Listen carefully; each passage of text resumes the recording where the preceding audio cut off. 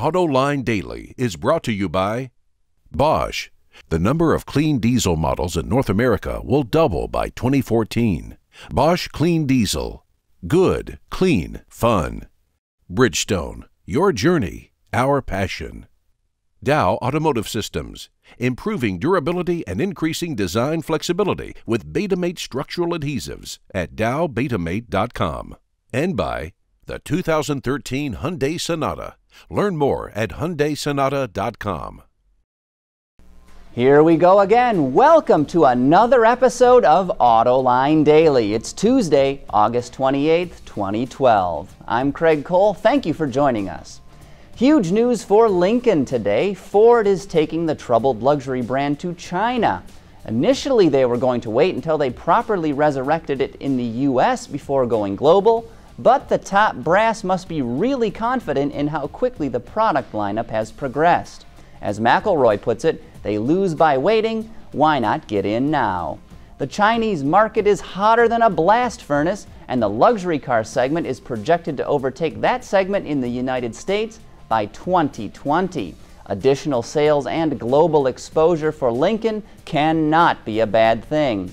Don't look for any immediate changes, though. Lincolns will not go on sale in China until the second half of 2014.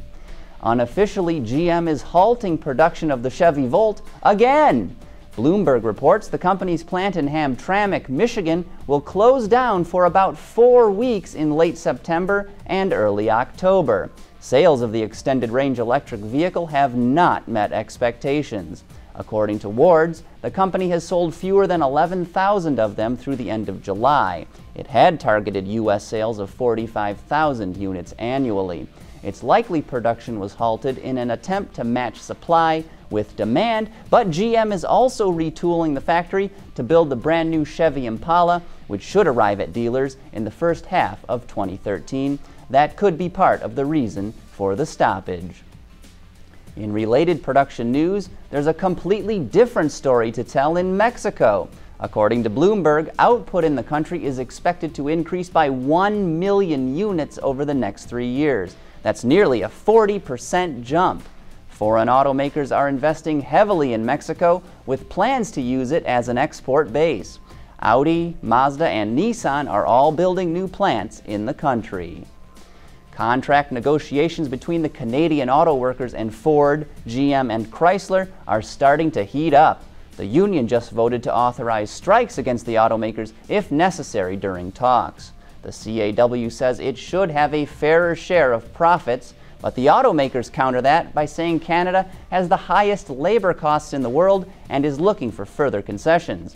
The last CAW strike was in 1996 against General Motors. Mercedes-Benz announced it will start building SKD or semi-knockdown kits of its SUVs in Tuscaloosa, Alabama for final assembly in emerging markets. Later this year, SKD kits of the M-Class will be shipped to India, Thailand, and Indonesia for final assembly, and next year GL kits will be shipped to India and Indonesia. Mercedes says it expects SUVs will become more popular in these markets. Yesterday, we reported that GM and Chrysler will not allow candidates to tour their assembly plants because they do not want to be part of the political debate. And now the Detroit News reports GM will not provide cars for the Democratic and Republican conventions. The company has supplied vehicles to each party for the last 30 years, and in 2008 it made 400 cars available to each convention. A spokeswoman says the company made the decision because GM is a, quote, new company focused on designing and selling the world's best cars, end quote. After the break, an interesting type of electric motor could offer automakers all kinds of benefits. What am I talking about? Stick around for all the details. Look at this. Bridgestone's using natural rubber, researching ways to enhance its quality and performance, and making their factories more environmentally friendly, producing products that save on fuel and emissions, and some that can be reused again, and promoting eco-friendly and safety driving campaigns. One team, one planet. Bridgestone. A company called DTI, or Discovery Technology International, has come up with a new kind of motor using piezoelectric technology. These motors don't need copper coils or magnets, so they're much smaller than conventional electric motors. They're also half the weight and use 1/10 the current. This means automakers could also use much lighter gauge wiring with them for additional weight savings.